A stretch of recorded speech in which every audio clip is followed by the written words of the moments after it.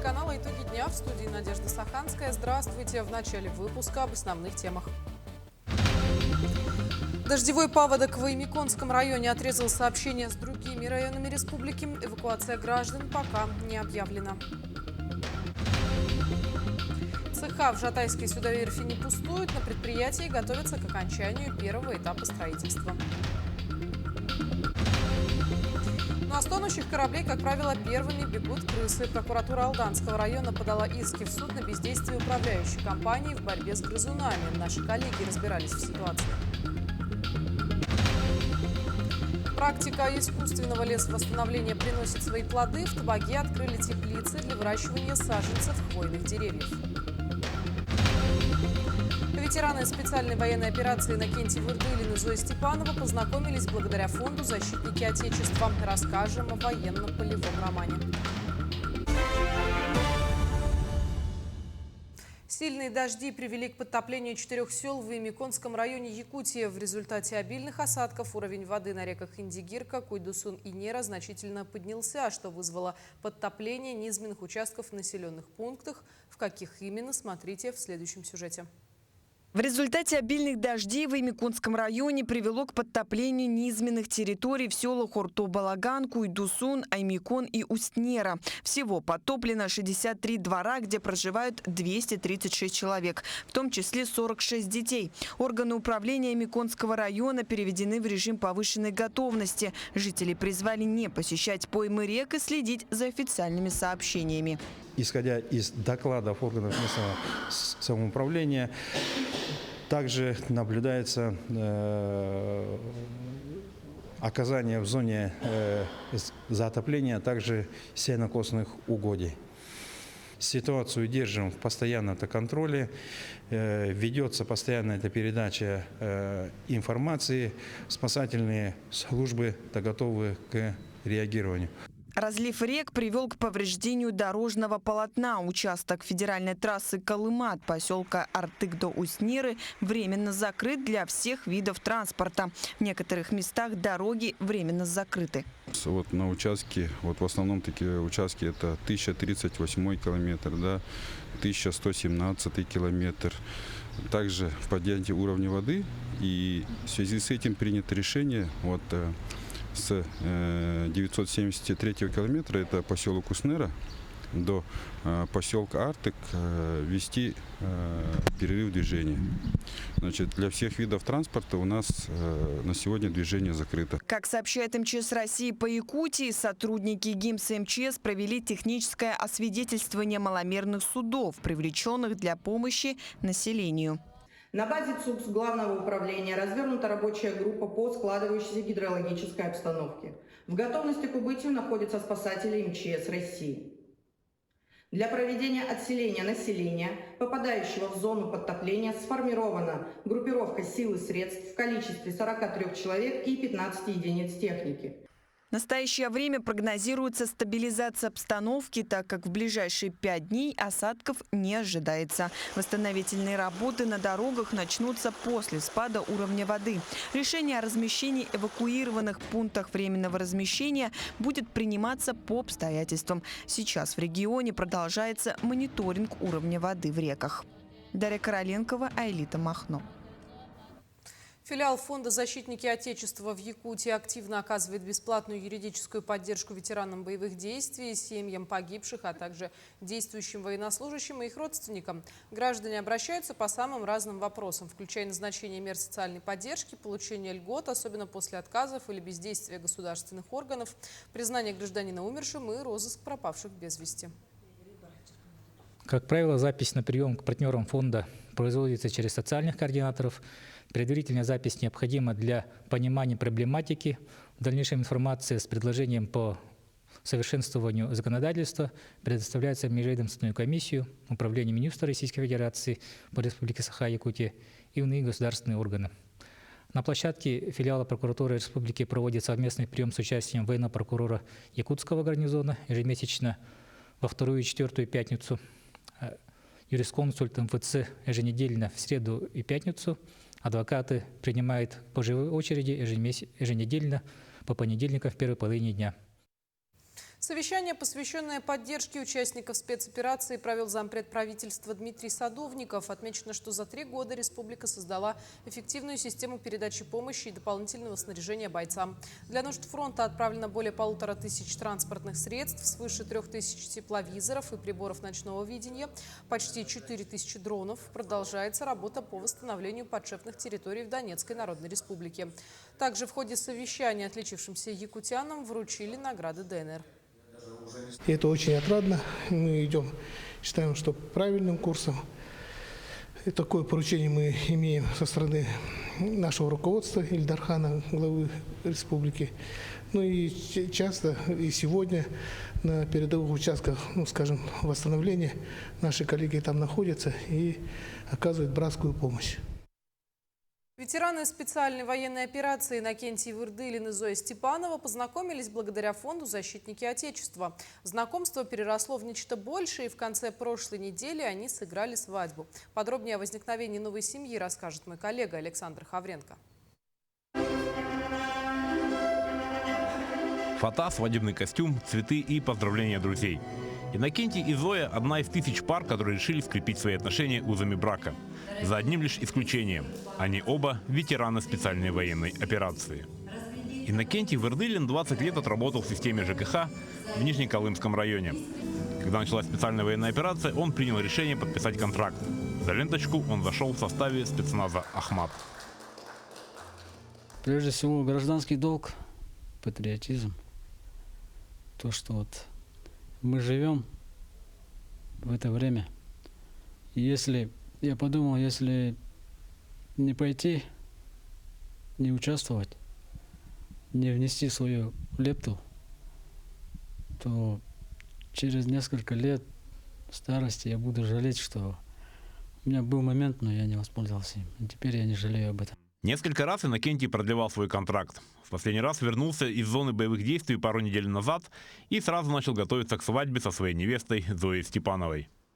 Зоя также прошла специальную военную операцию. В 2023 году она подписала контракт с Министерством обороны и уехала служить в 36-й мотострелковый полк. Кинула туда, потому что очень много было информации, что там парни погибают из-за неправильного медицинского, оказания себе помощи.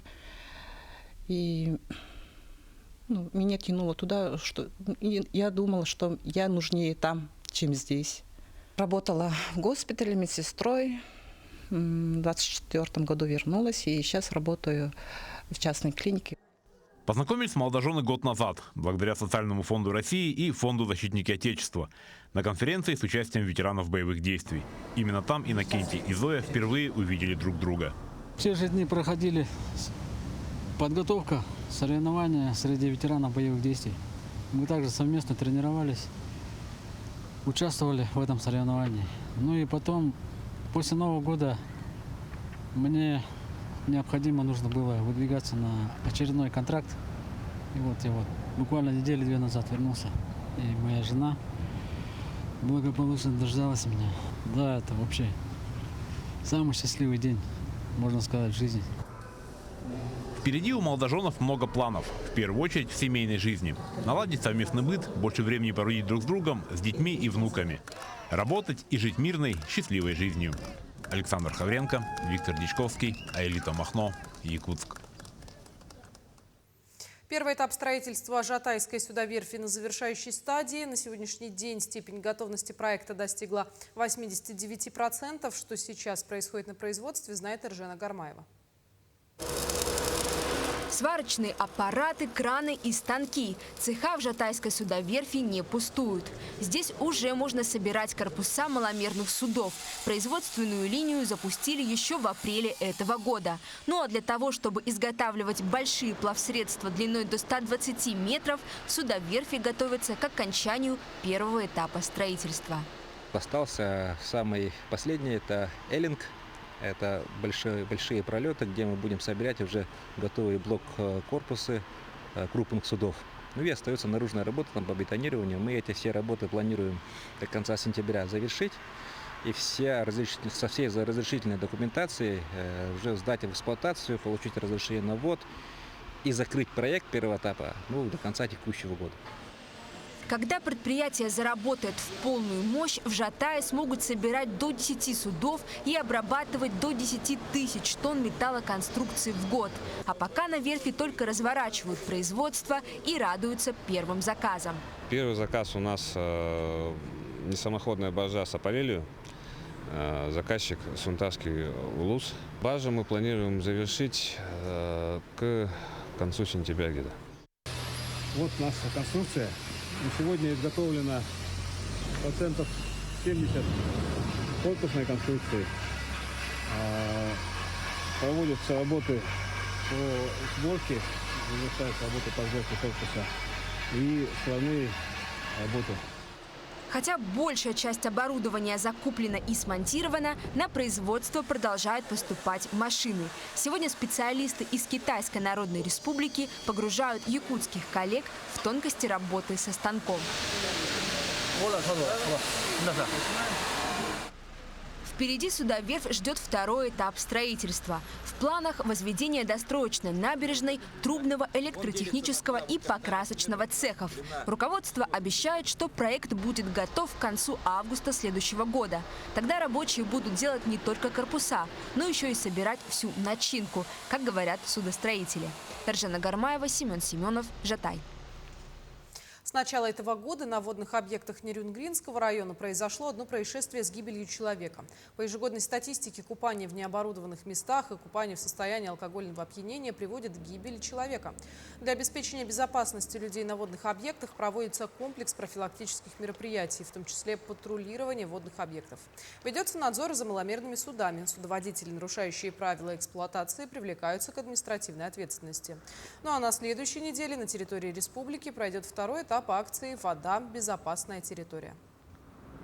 Для обеспечения безопасности граждан на водных объектах проводится комплекс профилактических и надзорных мероприятий. Государственная инспекция по маломерным судам призывает жителей и гостей Нерюнгринского района соблюдать правила поведения на водных объектах. Правила эксплуатации маломерных судов: не отпускать детей без сопровождения взрослых. Помните, что купание в состоянии алкогольного опьянения и нахождение детей на водоеме без сопровождения взрослых является основной причиной гибели людей. Берегите себя. Спасибо. В Табаге открыли теплицы для выращивания саженцев хвойных деревьев, где основным видом станет якутская сосна. Сотрудники Якутлесресурса планируют до конца года вырастить до 500 тысяч сеянцев. Отмечу, что с 2020 года в республике стал применяться искусственный способ лесовосстановления из-за лесных пожаров, вырубки деревьев, которые вредят экологии региона. В связи с этим используются выращенные в питомниках сеянцы, которые отбираются с учетом особенностей климатических условий. Восстановление леса, естественно, осуществляется посредством новой высадки сеянцев. И сегодня мы открываем третью.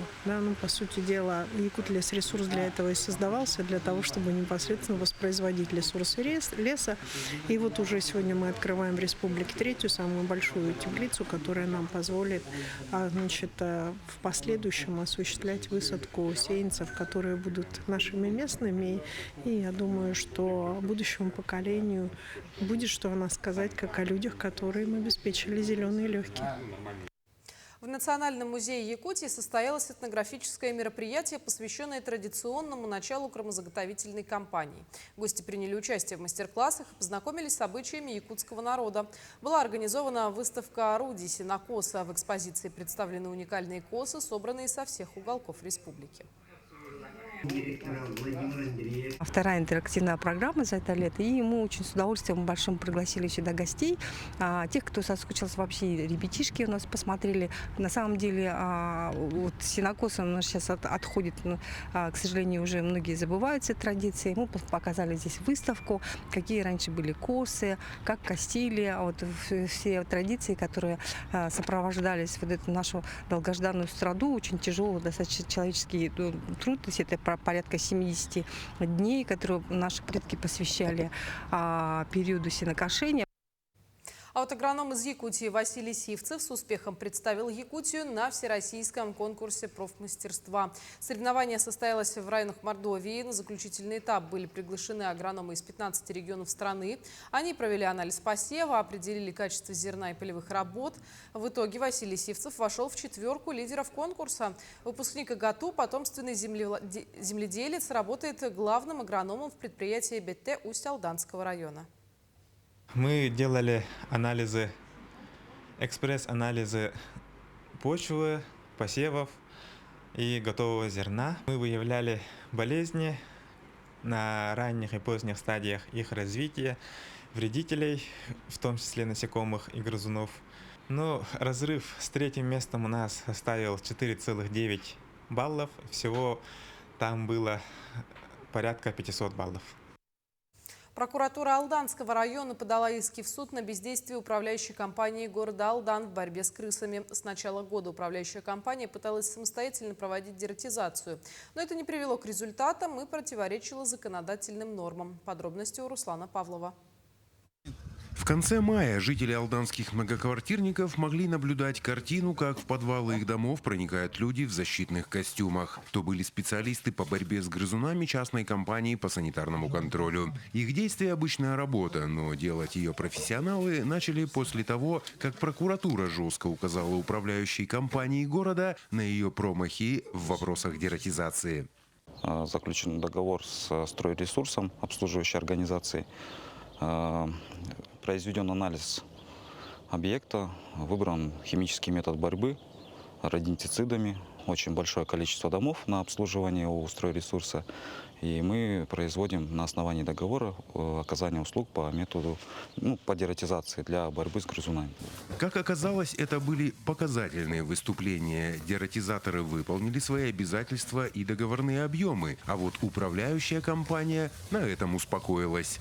Проводить дератизацию, дезинфекцию может только организация, имеющая соответствующую лицензию. У управляющей компании такой лицензии нет, у органов местного самоуправления тоже. То есть это работа на договорной основе со специалистами, ежемесячная. И только если проводить эту работу регулярно, систематически, будет какой-то эффект. Сегодня это делается обрывками, неэффективно и не специалистами. Сегодня вновь то и дело звучат жалобы алданцев на встречи с крысами. Прокуратура подала судебные иски на управляющую компанию, которые грозят обернуться огромными штрафами. Прокуратурой поданы иски в отношении управляющей компании и, если я не ошибаюсь, органов местного самоуправления для того, чтобы дератизационные мероприятия проводились ежемесячно в местах общего пользования многоквартирных жилых домов. Заседания пока еще не проводились, но вероятность успеха, то есть удовлетворение иска в полном объеме, крайне высока.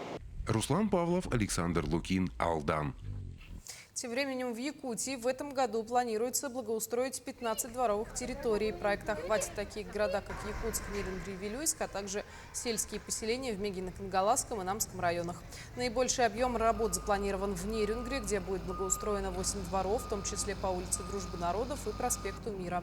В Якутске будут благоустроены дворовые территории по улицам Можайского, Бестужева-Марлинского и Дзержинского. Общий объем финансирования более 112 миллионов рублей. Обустройство проходит по федеральному проекту «Благоустройство дальневосточных дворов». В Национальной библиотеке Якутска завершается капитальный ремонт. Работы выполнены на 70%. Завершены демонтажные облицовочные работы, покраска лестничных клеток, замена окон и установка сантехнического оборудования. Подрядчик обязался предоставить обновленный график работ, так как срок действия контракта истек 30 июня. А часть работ, включая монтаж витража, ограждений и дверей, еще не начата. Ожидается, что все работы будут завершены в ближайшее время.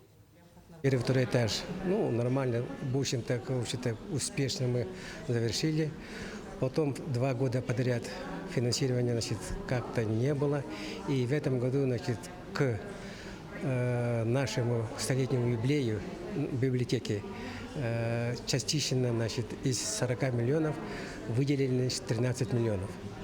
И сейчас подрядчик ОРесурс работает. Хотя сроки прошли, но они обязуются до конца текущего месяца завершить. Взаимодействие искусственного интеллекта и библиографии обсудят на Конгрессе в Якутске. Международный библиографический конгресс объединит специалистов библиотечной и научной сферы, книговедов, издателей и IT-экспертов. Одним из центральных событий Конгресса, который состоится с 16 по 19 сентября, станет экспертная сессия «Искусственный интеллект в информационном пространстве. Границы возможного». Обсудят вызовы и перспективы внедрения искусственного интеллекта в работу библиотек, архивов и информационных центров. Ну а в Москве в парке Зарядье проходит 6-й фестиваль Русского географического общества, главная тема которого – чудеса России, восхитительные места, достопримечательности и традиции народов нашей страны. Якутия представила свой стенд. Где он расположен и что в нем внутри, расскажет Айсена Поднашова. От московского Кремля до Якутии буквально рукой подать. Посмотрите сами, позади Красная площадь, храм Василия Блаженного. Справа стенд нашей республики. Якутская Ураса расположилась на самом видном месте. А внутри национальные наряды, меха, чороны, чепраки, словом, традиционный быт и убранство. Гостей встречают игрой на хомусе. Представлена вся культурная палитра Якутии от прошлого до настоящего. Вот, например, национальные настольные игры. В них играли еще наши прапрапрадеды. А рядом раскраски по мотивам современных якутских мультфильмов телеканала «Току». Все лучшее детям. Иманы, Айталаптах, Кюстоку. Это все мультики, которые мы делаем в студии. А также взяли блокнотики для детей для раздачи и нарисовали карту Якутии. От героев раскрасок к реальным. Житель Мирного Валерий Стемпень, опытный путешественник, пересек республику от юга до севера, от Станового хребта до мыса Пакса, причем на лодке один. Путь занял 5 месяцев, с мая по сентябрь. Преодолел 19 рек, более 5000 километров. Где, скажем так, определенная угроза жизни была, да, это именно водные препятствия. То есть это Ганамские пороги и это морская часть Устьева, Предустьева, реки Анабар и морская непосредственно море Лаптевое, да. То есть там большие волны. У каждого свои тараканы в голове. Но вот у меня такие, то есть, да, я люблю путешествовать. Вместе наши места, культура, история, традиции, люди делают Якутию уникальной и неповторимой, настоящим чудом России. Мы действительно уникальный народ, уникальный регион, который надо посетить. И вот оно само по себе чудо. И в нем можно найти очень много самых разнообразных чудес. Вот. Это и природные достопримечательности, и, конечно, культурная составляющая. Фестиваль Русского географического общества продлится до 20 июля. Вместе с Якутией в Зарядье свою культуру представят и другие регионы России. В программе мастер-классы, концерты, лекции и кинопоказы. Вход свободный. Айсена Барнашова, Айтал Байтунов, Москва. Таким увидели этот день наши корреспонденты. До встречи в эфире.